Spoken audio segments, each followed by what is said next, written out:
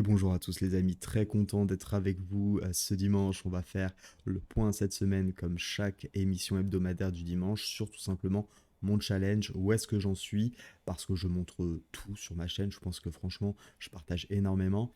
Je pense que c'est important aussi de pouvoir vous partager ce que je fais de bien, de moins bien, de critiquable bien évidemment. N'hésitez pas à donner votre avis en commentaire, n'hésitez pas à apporter aussi votre point de vue, hein. Moi je partage mon expérience. Je dis pas que je suis le meilleur, loin de là, mais par contre, je partage ce que je fais. J'essaye de pouvoir vous donner quelques astuces, tips, retours d'expérience que je peux avoir, notamment si vous débutez. Même si vous êtes peut-être un petit peu avancé dans le trading, je pense que c'est bien d'avoir un œil nouveau. Et puis surtout, ce que je vous donne, c'est du vrai contenu, hein. Je suis pas là à me prendre en vidéo ou à expliquer que en suivant mes signaux, tu gagnes 10 000 € par mois, sachant que tu n'as jamais vu un signal donné par le type. Ok. Donc, bon, peu importe, je vais pas revenir encore sur ce sujet, mais voilà, au moins vous savez, je suis transparent et vous avez tout à l'écran. Alors également, on reviendra dans un deuxième temps sur le moins bon et le meilleur trade de la semaine, tout simplement, et bien parce que pour moi c'est important de revenir sur ces trades en termes de prise de décision, hein. On n'analyse pas ici le résultat, on analyse vraiment la prise de décision, c'est-à-dire est-ce que c'était un trade rentable sur le long terme, d'un point de vue décision, on s'en fout du résultat. Je vous rappelle que vous pouvez très bien prendre un trade qui est pas bon dans la décision et qui vous rapporte en une fois, enfin, sur le trade, de l'argent. Pour autant, vous savez que si vous répétez 100 fois ce trade-là, vous êtes perdant sur le long terme. À l'inverse, vous savez que vous avez des stratégies gagnantes qui, elles, vous permettent d'engranger des bénéfices long terme. Et c'est ce type de trade qu'il faut chercher, même si sur le court terme, eh bien, vous avez perdu ce trade. Ok, c'est pas forcément facile pour le cerveau humain d'accepter la perte et de se dire que c'était bien joué, mais pour autant, c'est vraiment dans cette direction, si vous commencez le trading ou même si vous êtes là depuis un moment, eh bien, qu'il va falloir commencer à penser, quoi. C'est fini les trades du oui, j'ai gagné, c'était un bon trade, oui, j'ai perdu, c'était un mauvais trade.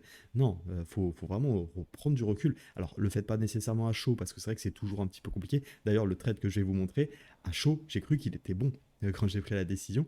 Et en fait, quand je me suis, j'ai réanalysé tous les trades, hein, toute la semaine, je vous invite à le faire, déjà en fin de chaque journée, tenir un journal de trading, primordial, mais également en fin de semaine ou tous les 3 jours, peu importe, réanalyser tous les trades que vous avez pris à froid pour voir si c'était bon ou pas, et tout ce qui est mauvais, et tout ce qui est bien aussi d'ailleurs, n'hésitez pas à le noter pour déjà tout ce qui est mauvais, éviter, se mettre des objectifs pour la semaine prochaine et éviter de reproduire les erreurs. Faire des erreurs, c'est excellent, vraiment. Je vous invite à faire des erreurs. Enfin, généralement, on s'invite soi-même, hein. On est suffisamment doué pour faire des erreurs soi-même. Mais mes plus gros progrès dans le trading, mais même, je pense, dans votre vie de tous les jours, vous devez avoir des exemples, c'est quand vous vous êtes ramassé. Ok, parce que vous savez ce qu'il faut plus faire et vous savez surtout, du coup, ce qu'il faut faire. Et vous apprenez, vous gagnez de l'expérience. Et le trading, beaucoup pensent que c'est en claquant des doigts, hein, on le voit encore beaucoup sur les réseaux, qu'on va y arriver. Peut-être sur le court terme, pas sur le long terme. Okay, il suffit de prendre les crypto-monnaies. Euh, qui a gagné beaucoup d'argent sur les crypto-monnaies à la fin? Comme d'habitude, hein, de toute façon, c'est connu dans le trading. Il y a allez, une dizaine de pourcentage peut-être de gens qui sont gagnants sur le trading, sur l'investissement, etc. Parce que les gens font n'importe quoi, tout simplement. Okay, donc allons-y, démarrons tout de suite cette analyse de mon top step de ma semaine. Alors, on a démarré la semaine le 24.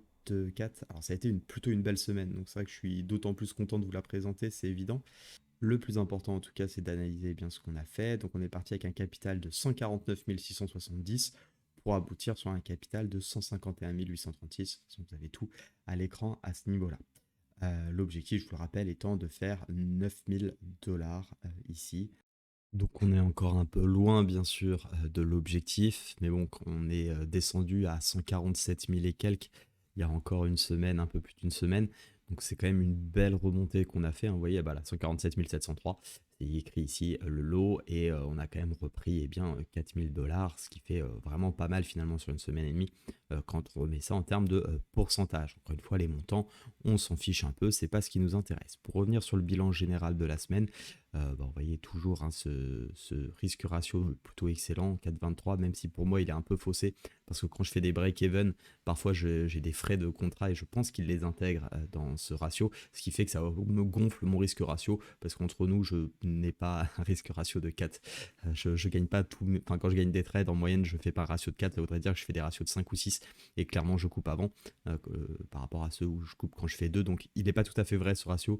J'ai un petit peu du mal à comprendre exactement comment il le calcule. Pour moi, il est inférieur, mais en tout cas, c'est sûr qu'il est largement supérieur à 2 et c'est bien évidemment le plus important. Alors pour reprendre la semaine, donc le 24 octobre, on a fait une première journée lundi excellente, vraiment très très bien. Vous voyez, hein, aussi au niveau des nombres de trades, ça c'est important. 2 trades lundi, un perdant, un gagnant. Bon, bah, autant vous dire qu'en termes du money management, voilà, ça nous fait un joli gain. Donc ça, été important. Le mardi, alors moins 203 $.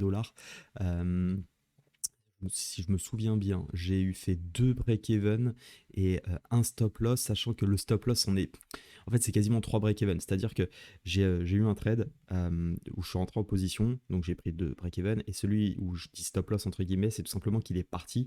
J'ai fait quasiment mon ratio de 1, mais je ne suis pas réellement passé break-even. J'ai mis mon stop-loss légèrement en dessous de mon prix d'entrée, parce qu'en fait, le niveau technique d'invalidation était en dessous de mon prix d'entrée. Okay, c'est-à-dire qu'on aurait très bien pu venir chercher mon prix d'entrée, mais continuer le trade, parce qu'en fait, ça n'invalidait pas le scénario. Alors qu'à quelques points près, eh bien, ça invalidait le scénario, donc c'est pour ça que j'ai remonté le stop. Finalement, j'ai pas perdu grand-chose, et on voit tout simplement la perte de ce stop-loss qui me fait perdre du coup ce jour-là 203. On peut quasiment considérer que c'est un break-even. Bon, c'est un petit peu touchy. Mercredi, pas grand-chose à faire sur les marchés. J'ai pris un trade pas très bon, c'est celui sur lequel on va revenir. Voilà, donc j'ai pris juste un stop loss et j'ai hésité à prendre un deuxième trade, j'ai rien trouvé. Vous voyez, hein, ça a été rapide, 1 minute 16. J'interviens soit sur du 1 minute, soit sur du 5 minutes. Donc en 1 minute, parfois on peut avoir des résultats vraiment express. Hein. Là, on a vu, vous voyez, je me suis fait sortir au bout d'une minute 9. J'ai des trades 7 minutes 12. Là, ça a duré 2 minutes 56. Ici, 1 minute 16. Voilà, il y a des trades qui sont plus ou moins longs et il y en a qui sont un peu plus sympas, effectivement. 14 minutes ici. Jeudi avec tout simplement encore un seul trade, un super ratio sur celui-ci. Et vendredi, on a fait un stop loss, un break-even et un take profit, sachant que c'est là tout le génie. Je me suis trompé 2 fois sur les tailles de position. Alors, bon, un peu de chance, on va dire. C'est-à-dire que je me suis trompé la première fois quand j'ai perdu. En fait, c'est que, comment vous expliquer, c'est que la prise de décision, elle s'est faite sur un market. Je suis rentré au marché. Et c'était très rapide, très dynamique vendredi. Et je sais pas ce qui s'est passé. J'ai peut-être erreur d'inattention. Donc là, je me suis dit de faire attention. Même si honnêtement, c'est plus lié à la rapidité du marché où j'ai pas eu le temps de. Vous savez, parce que je tape. J'ai pas d'outils, hein, je tape tout à la main, donc faut aller vite, faut définir le niveau de stop loss, faut évaluer à peu près le prix d'entrée, calculer la taille de position pour être sûr et bien à peu près d'être dans son money management, c'est-à-dire ne jamais être au-dessus de 1%, pardon 0,5% sur le top step. Donc voilà, tout simplement, j'ai mal rentré les positions, ce qui fait que quand je me suis fait sortir, j'ai perdu moins, mais quand j'ai gagné moins que prévu. Bon, au final, ça fait à peu près la même chose, c'est pas très dérangeant, et on a quand même encaissé du coup un joli gain, comment vous dire, vendredi. Donc voilà, une semaine plutôt très positive en termes de résultats, également en prise de décision. Il y a 2 choses dont je suis pas satisfait.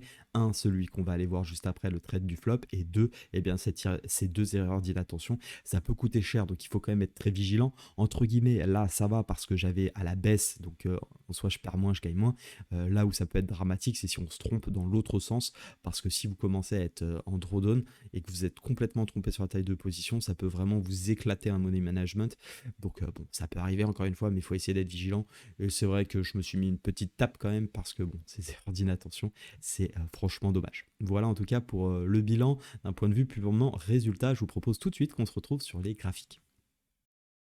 Allez, on se retrouve donc pour le flop. On va commencer par le trade du flop, le moins bon trade de la semaine. Alors rapidement, je vais juste reprendre le graphique. Je suis désolé, j'ai enlevé tous les dessins que je fais tous les jours dans les analyses, parce que quand je redémarre la semaine, je supprime tout. J'ai oublié de faire la vidéo avant.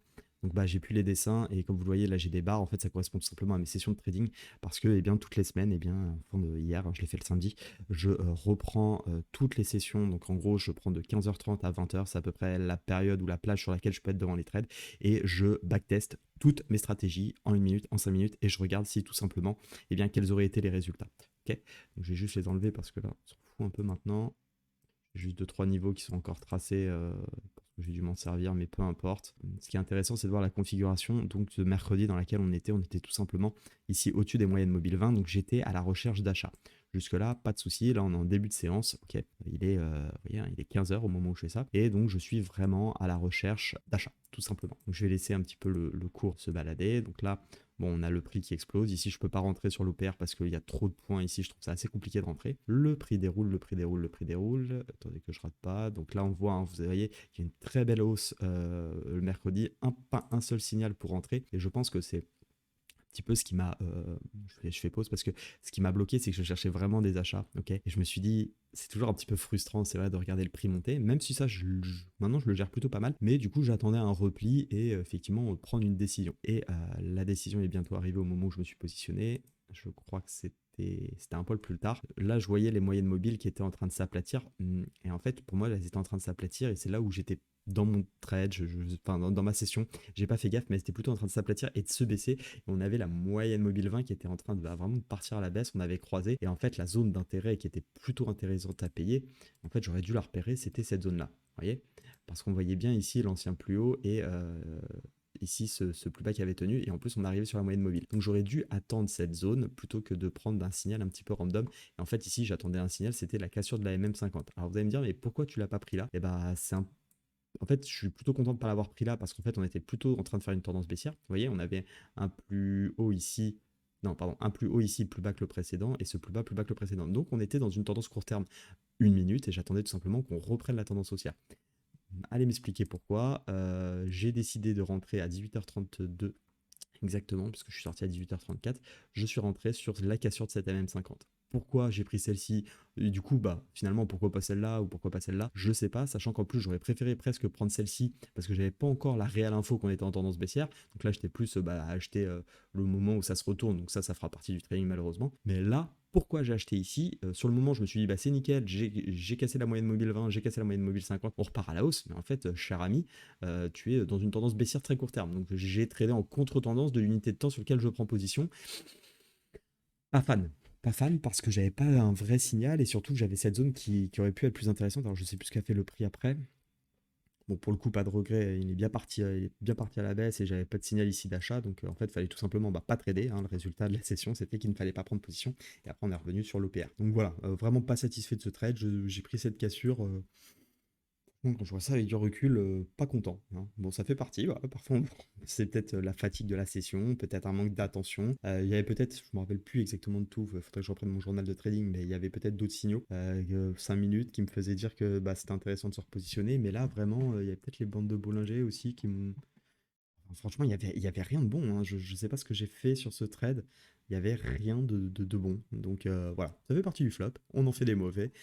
Juste la prochaine fois, bah, je vais retenir pour la semaine prochaine. Attention sur les cassures de moyenne mobile 50 en tendance 1 minute, de bien être en tendance en 1 minute. Je vous propose maintenant donc d'aller sur le top trade, celui que j'ai retenu. Honnêtement, j'aurais pu en choisir plusieurs. J'ai trouvé que j'avais pris des très bonnes décisions. Maintenant, voilà, je vais en prendre un qui me paraît très pertinent.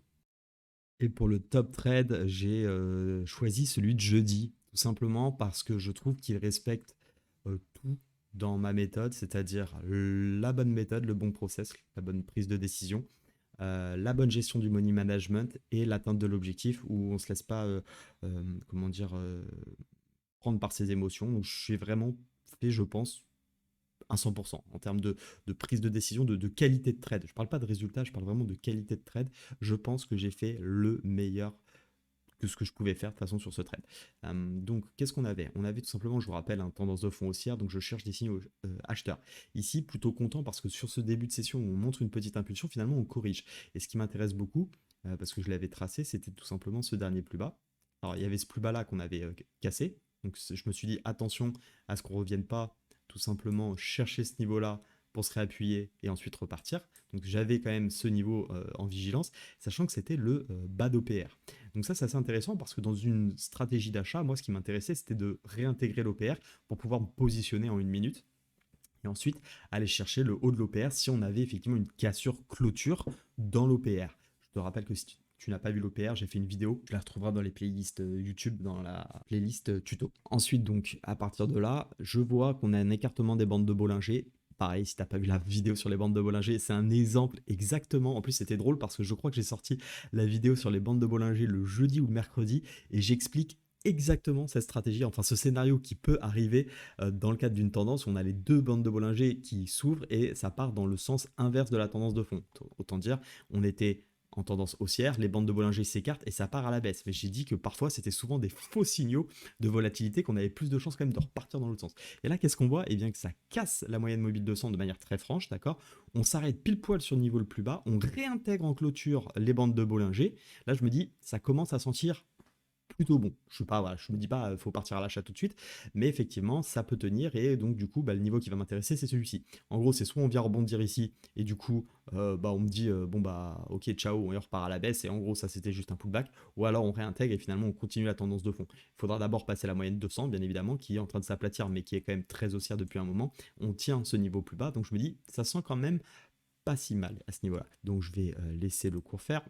Donc on a une bougie d'hésitation, on voit que ça hésite un petit peu. Et là, paf, magnifique bougie de cassure. Est-ce que je prends position? Non, parce qu'on est toujours sous ce niveau-là, d'accord? Donc tant qu'on était sous ce niveau-là, j'avais pas de raison particulière de rentrer. On voit qu'on se fait rejeter et on finit par, paf, vous voyez, sur cette bougie-là, cette verte-là, là, on réintègre. Et là, j'ai pas, j'attendais que ça, qu'on réintègre, on clôture. Et là, je me suis pas posé de questions. J'ai pris ma position avec un stop légèrement sous les derniers plus bas ici. J'avais 40 points de stop exactement. On va essayer de le remettre parfaitement. En fait, parce que tout simplement, je me suis dit, s'il y a une impulsion haussière, la moyenne mobile 200 va venir faire support. Donc ici, c'est largement suffisant. Et puis ma stratégie m'invite à mettre mon stop loss ici. Et ensuite, je me suis dit, attention, il y aura ce niveau-là, mais si on le casse, et bien de toute façon, nous, notre objectif, et on va pas lâcher, c'est d'aller chercher le niveau tout en haut et quasiment le ratio de 4. Ok, donc à partir de là, c'était assez simple. Le trade est très bien parti. Donc dès qu'on a eu cette bougie-là, j'ai passé mon stop loss break-even. Et à partir de là, c'est le marché qui choisit. C'est soit il m'emmène à l'objectif et je prends mon ratio de 4, soit il me sort à 0. Ok, là, j'ai plus rien à faire. Donc on voit qu'il faut juste être patient. Et vu qu'on était dans une tendance de fond haussière, il y a quand même de fortes chances qu'on y aille. Et là, top, c'est terminé.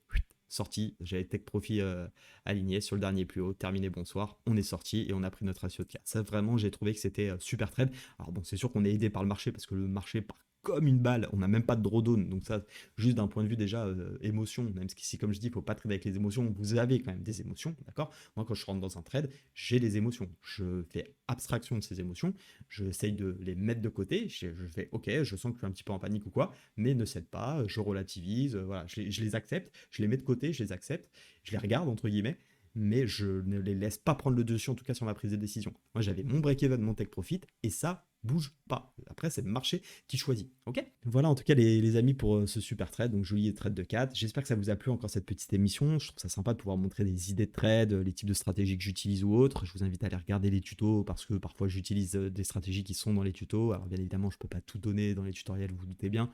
C'est les premières initiations, ça vous donne des pistes de réflexion. Et même si je vous donnais parfaitement ma stratégie, ça se trouve, elle ne vous conviendrait pas, vous ne la comprendrez pas. Il faut aller beaucoup plus loin parce qu'en fait, la stratégie, même si je vous donne toute la technique pure, pourquoi je rentre là, mon stop loss, etc., il y a d'autres choses à connaître derrière. Il faut connaître le money management, il faut connaître sa psychologie, il faut connaître l'analyse technique qu'il y a derrière. Ça suffit pas de dire je vous donne une stratégie, ça suffit pas. Une stratégie, c'est lié après une analyse technique. Donc il y a plein de choses qu'il faut voir, il y a plein de choses qu'il faut mettre en relation. Et c'est pas en une vidéo de 20 minutes que je peux vous donner, eh bien, tout simplement comment je trade. Ça n'a pas de sens. Il faudrait des heures et des heures. Enfin, c'est limite une formation qu'il faudrait faire. Donc profitez plutôt du contenu gratuit, inspirez-vous-en, et puis derrière, commencez à construire vous vos propres scénarios, backtester, et je suis persuadé que vous aussi, eh bien, vous finirez par, si vous ne l'êtes pas déjà, bien entendu, être gagnant sur le long terme. En tout cas, je reçois pas mal de messages de personnes qui sont en train d'apprendre le trading et qui se forment. C'est très bien. Franchement, félicitations à vous, c'est la première étape, se former. Je vous invite bien évidemment à faire du démo avant de démarrer en live et de vous lancer sur des challenges. Si vous voulez faire un challenge et que vous voulez aller sur Top Step, parce que vous connaissez Top Step, je ferai une vidéo prochainement pour présenter Top Step, j'ai un lien qui n'est pas un lien d'affiliation, hein, c'est juste mon lien de parrainage. N'hésitez pas à l'utiliser. Moi, j'ai un petit quelque chose, ça me permet de montrer que vous aimez bien ce que je fais, donc c'est assez sympa. Moi, je crois que je récupère un tout petit pourcentage de votre inscription, donc c'est cool. Moi, ça me permet d'utiliser après des outils pour faire progresser mes vidéos, tout simplement. Voilà les amis, excellente fin de journée à tous. On se retrouve demain en forme au taquet. Ça sera pas férié, hein, bien évidemment, sur les marchés. Donc on fera la session de scalping. Excellente fin de journée à tous et à très vite. Allez, salut, ciao.